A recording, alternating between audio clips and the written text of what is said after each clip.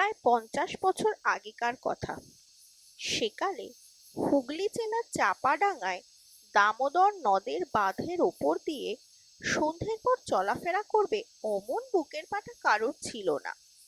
কেননা ওইসব অঞ্চলের আশপাশের গ্রামগুলোতে তখন লোকবসতিও যেমন কম ছিল, তেমনই ছিল ঠ্যাঙাড়ি ও ডাকাতের উপদ্রব।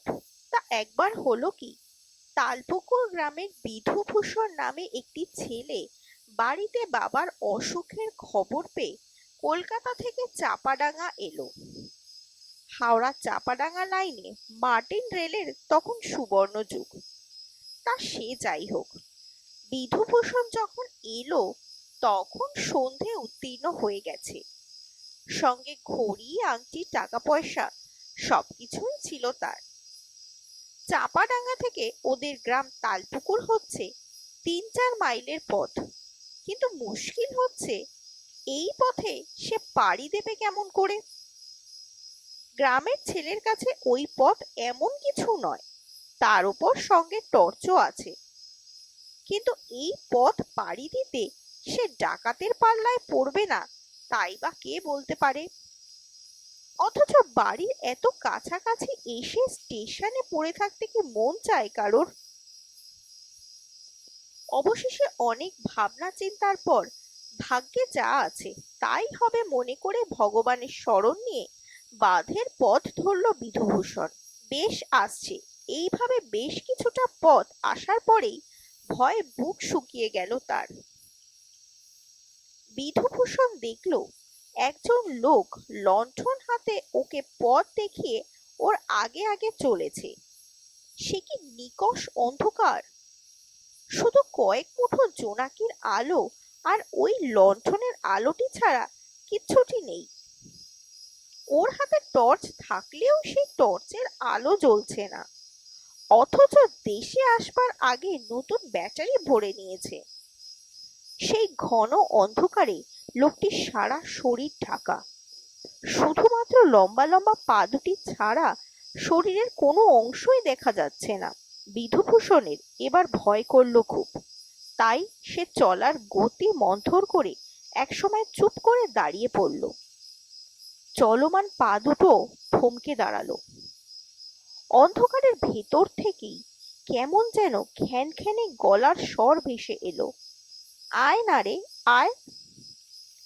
বিধুভূষণ বুঝতে পারল এই অন্ধকারে যাদের ভয় সে করেছে এ তারা নয়, বরং যাদের কথা বারেক তরেও মনের মধ্যে উকি দেয়নি সেই ভূতের পাল্লাতেই পড়েছে সে। ওর শির দ্বারা বেয়ে একটা হিম স্রোত নেমে এলো। বিধুভূষণ বলল, কে তুমি? আমার সঙ্গ নিয়েছো কেন? আমার খুব ভয় করছে তোমাকে। অন্ধকারে কে যেন হেসে উঠল খিলখিল করে। সে কি হাসি! যেন সর্দি বসা ঘর ঘরে গলা। বলল, ভয় নেই রে, আয় আমার সঙ্গে। বিধুভূষণ সম্মোহিতের মতো আবার চলতে লাগলো তার পিছু পিছু। বেশ কিছুটা পথ যাওয়ার পর দেখলো অন্ধকারে রাস্তার মাঝখানে কয়েকটা ছায়া শরীর পথ আগলে বসে আছে। তাদের চোখের ভেতর থেকে লাল নীল টুনির মতো আলো জ্বলছে। তারা বলল, এই অসময়ে এখান দিয়ে কে যায়? উত্তর হলো, ওকে যেতে দে।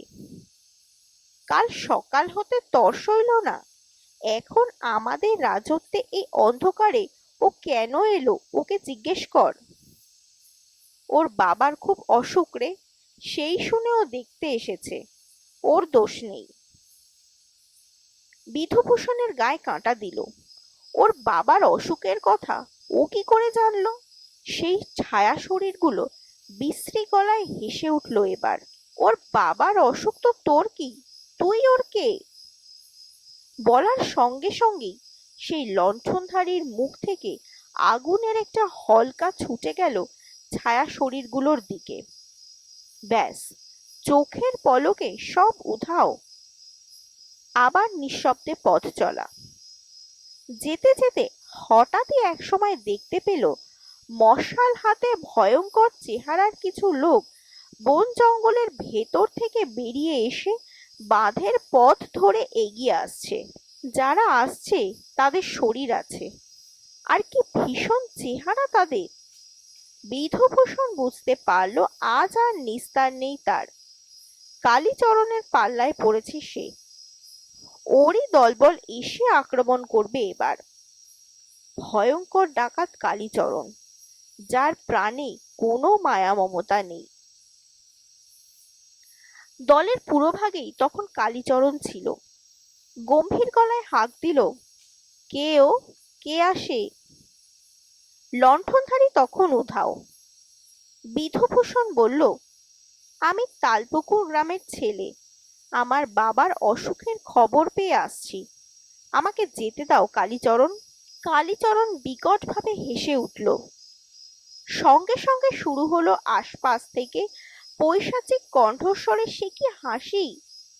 সে এমন হাসি যে হাসি আর থামতেই চায় না। কে হাসে? কারা হাসে? কে? ধমকে উঠল কালীচরণ। হাসিও থেমে গেল। কালীচরণ বলল, ওরে দুগ্ধপোষ্য বালক, নিয়তির ডাক না পেলে এই দামোদরের বাঁধে রাত দুপুরে কেউ আসে না। তোর মরণ যে ঘনিয়েছে বাবা। অমনি ফ্যাঁসফ্যাঁসে গলায় অন্ধকার থেকে কারা যেন বলে উঠল, তোর মরণ যে ঘনিয়েছে বাবা, তোর মরণ যে ঘনিয়েছে, তোর মরণ যে। গর্জে উঠল কালীচরণ। কে? কে বলে এই কথা? কে? আবার সব চুপ। বিধুভূষণ এবার মিনতি করে বলল, শোনো কালীচরণ, আমার সঙ্গে যা কিছু আছে সবই তোমাকে দিয়ে দেব। শুধু দয়া করে আমাকে প্রাণে মেরো না। একবার অন্তত ঘরে যেতে দাও। বাবা আমার মৃত্যুশয্যায়, তাকে একবার শেষ দেখাটা দেখতে চাই। কালীচরণ আবার হাসল, বলল, ওরে সাপের লেখা আর বাঘের দেখা জানিস তো? আমি সেই বাঘ। ডাক তোর বাবাকে, ডাক তোর ভগবানকে। আমার নাম কালীচরণ। বলেই বল্লভটা উঁচিয়ে সজোরে ছুঁড়ে দিল বিধুভূষণের দিকে। পল্লবটা বিধুভূষণের বুকে লেগেই ভেঙে দুটুকরো হয়ে মাটিতে পড়ে গেল। ঠং করে একটা শব্দ হলো শুধু। বিধুভূষণ তখন লোহার মতো কঠিন হয়ে গেছে। ওর দু চোখে ক্রোধের আগুন। সে রেগে বলল, তবে রে শয়তান, এবারে আমার খেলাটা দেখ। বলেই সে বজ্র বাহু নিয়ে ধীরে ধীরে এগিয়ে গেল কালীচরণের দিকে। বিধুভূষণের সেই ভয়ঙ্কর মূর্তি দেখে লাঠি বল্লভ ফেলে ওর দলের লোকেরা যে যেখানে ছিল পালালো। পারল না শুধু পালিয়ে যেতে কালীচরণ। বিধুভূষণ তখন রোবটের মতো হয়ে গেছে। সে দুহাতে কালীচরণকে ধরে তাকে শূন্যে তুলে নিয়ে ধরের ওপর মুন্ডুটা পাকিয়ে আছাড় দিয়ে মেরে ফেলল। অন্ধকারের ভেতর থেকে কারা যেন বলে উঠল, সাব্বাস, সাব্বাস বিধুভূষণ। বিধুভূষণ সেই রকম লৌহ কঠিন অবস্থাতেই গ্রামের কাছাকাছি চলে এলো। এই চেহারা নিয়ে কি করে ঘরে যাবে সে? ওর বাড়ির লোকেরা এই অবস্থায় ওকে দেখলে চিনতে পারবে কি? এইসব চিন্তা করতে করতেই গা মাথা ঝিমঝিম করে উঠল তার। দাঁড়িয়ে থাকতেই থাকতেই হঠাৎ সেখানেই মাথা ঘুরে পড়ে গেল বিধুভূষণ। পরদিন সকালে গ্রামের লোকজন এসে উদ্ধার করলো ওকে। ঘরে নিয়ে গিয়ে চোখে মুখে জলের ঝাপটা দিতেই জ্ঞান ফিরল ওর। বাবা ঠাকুরের কৃপায় ভালোই আছেন, আর বিধুভূষণও যেমন ছিল তেমনই আছে। ওর শরীরে কোথাও কোনো বিকৃতি নেই। তবে কিনা দুর্ধর্ষ কালীচরণ কাল রাতে কোনো দুষ্ট চক্রের হাতে প্রাণ হারিয়েছে। পুলিশ এসে ডেড বডিও নিয়ে গেছে তার। গত রাতের ওই অলৌকিক অভিজ্ঞতার কথা বিধুভূষণ তখনকার মতো কারোর কাছে বলল না। গত রাতের ওই অলৌকিক অভিজ্ঞতার কথা বিধুভূষণ তখনকার মতো কারোর কাছে বলল না, এমনকি বাড়ির লোকেদের কাছেও না। বলা যায় না কি থেকে কি হয়। সকলকে ভূতের গল্প শোনাতে গিয়ে শেষকালে খুনের দায় ধরা পড়বে কি? তবে সেই থেকে বিধুভূষণ আর কখনো ভুলেও রাত্রিবেলা ওই পথে আসেনি। গল্পের নাম চাঁপাডাঙ্গার বাঁধ। লেখক ষষ্ঠীপদ চট্টোপাধ্যায়।